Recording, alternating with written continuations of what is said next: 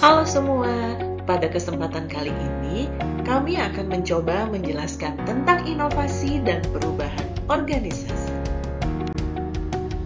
Kali ini kami mencoba menganalisa inovasi dan perubahan dengan menggunakan U-Theory dan E2F model untuk menjabarkan siapa saja aktor yang terlibat ketika sebuah organisasi melakukan perubahan inovasi tersebut.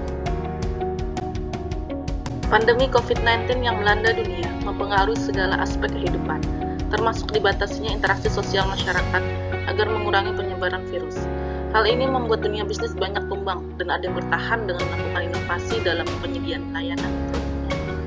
Dalam bahasan ini, kami mengambil studi kasus pada inovasi digital yang dilakukan oleh Bank BCA dalam dunia perbankan. Melihat sejarahnya, BCA merupakan bank swasta di Indonesia yang didirikan pada tanggal 21 Februari 1957. Atas keberhasilannya dalam mencatatkan pertumbuhan bisnis yang positif dan menerapkan digital transformation, BCA sukses menggait penghargaan antara lain Indonesia Best Domestic Bank pada ajang 2018 Asia Money Country Awards, Overall Outstanding Company in Indonesia, dan Indonesia Outstanding Companies in Financial dalam ajang 2018 Asia Money Asia's Outstanding Companies. Hal inilah yang patut untuk dicontoh dalam perjalanan bisnis yang dengan mengedepankan inovasi maka akan selalu bertahan dalam perkembangan zaman.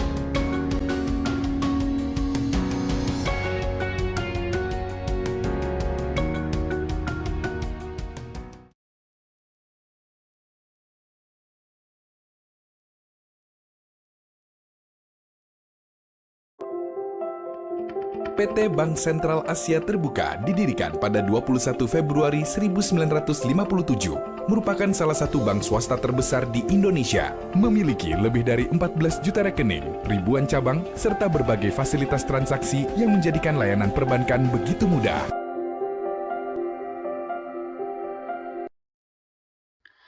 Inovasi yang dilakukan BCA sehingga tetap bertahan memberikan layanan terbaik kepada konsumen meskipun di saat pandemi melanda dapat dilihat dalam 3 layanan berikut ini.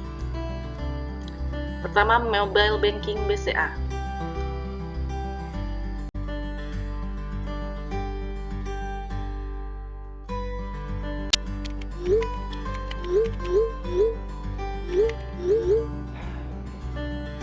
Saat ribet istri minta transferan, BCA keyboard yang jadi jawaban. Kartu hilang, nelpon gak kedengeran, tinggal pencet blokir, nyaman. Nonton drama Korea, lagi seru-serunya seret kuota. Untungnya tinggal top up aja, buka cakrawala di Manturistiwa. Habis gajian, kartu ketinggalan, bisa sopor tunai. Yang kedua adalah layanan CS Digital, di mana layanan ini merupakan layanan terkini yang memberikan kemudahan bagi nasabah untuk beragam transaksi customer service secara self-service dan dapat diakses 24 jam di lokasi-lokasi yang ditentukan.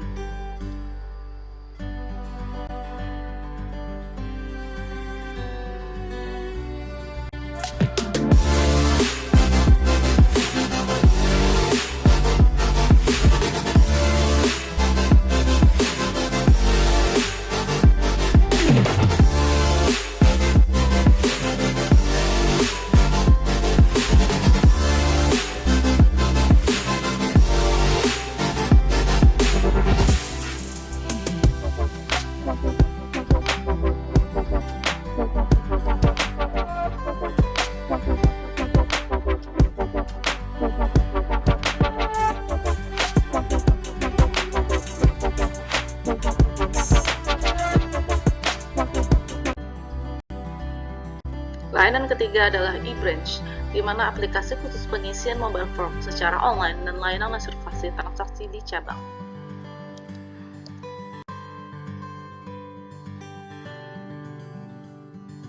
Rutinitas sehari-hari harus diminimalisir di masa pandemi, termasuk urusan transaksi perbankan. Padahal, beberapa transaksi masih harus dilakukan di cabang. Misalnya, butuh ambil uang tunai untuk beli kebutuhan tambahan new normal. Tukar uang asing untuk keperluan bisnis yang harus tetap berjalan.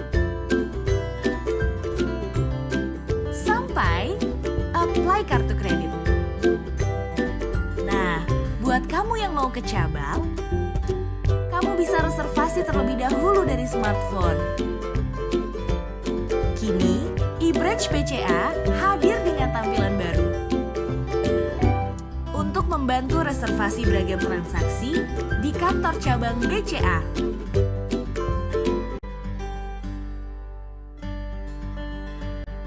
Dengan eBranch, BCA memberikan kemudahan bagi nasabah agar mendapatkan kenyamanan ketika mengunjungi cabang pada masa pandemi, tanpa harus antri terlalu lama. Nasabah hanya tinggal bertransaksi pada tanggal dan jam yang sudah ditentukan. Dari ketiga inovasi yang sudah dijelaskan, berlanjut kepada siapa saja aktor yang berperan sampai inovasi tersebut dapat memberikan perubahan kepada organisasi. A2F Model Teori. A. Activator yang bertanggung jawab dalam berjalannya inovasi digital perbankan di BCA, yaitu aktornya adalah Pak Yahya Setiatmaja sebagai CEO, di mana dia menyusun pedoman inovasi dan melakukan kontrol atas implementasi inovasi.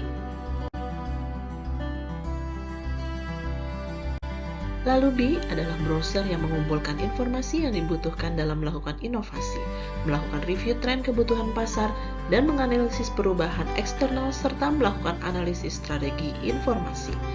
Peran browser ini dilakukan oleh marketing communication team dan data analysis team yang saling bekerja sama. Creators yang memiliki peran mengembangkan ide inovasi produksi, rencana, dan mengeksekusikan inovasi berdasarkan data dan informasi yang telah diperoleh sebelumnya. Peran ini dilakukan oleh bisnis strategi tim dan produk tim Bank BCA.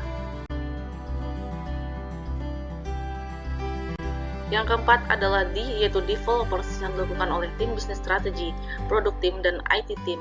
Karena mereka yang menyusun prototipe, melakukan uji coba produk, merealisasikan inovasi yang tadinya masih intangible menjadi tangible atau nyata.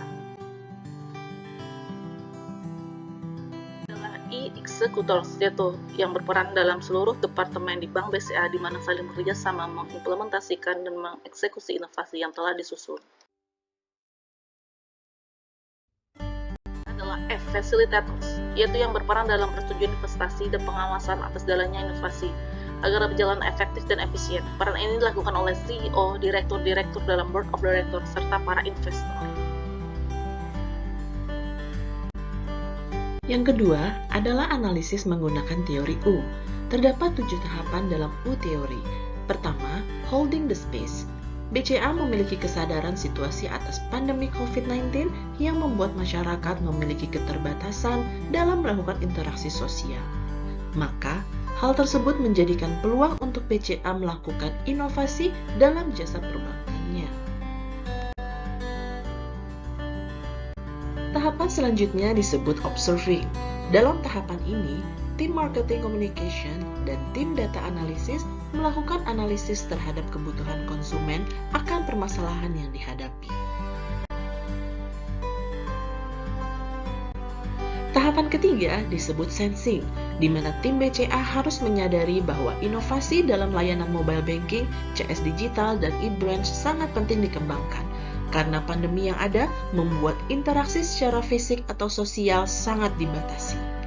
Hal tersebut dapat menghambat layanan perbankan apabila tidak dilakukan inovasi dalam layanan perbankan secara digital dan online, untuk seperti halnya untuk membuka rekening, melakukan transfer, mencetak kartu ATM, melakukan pembayaran melalui kris tanpa harus ke ATM, dan lain-lain.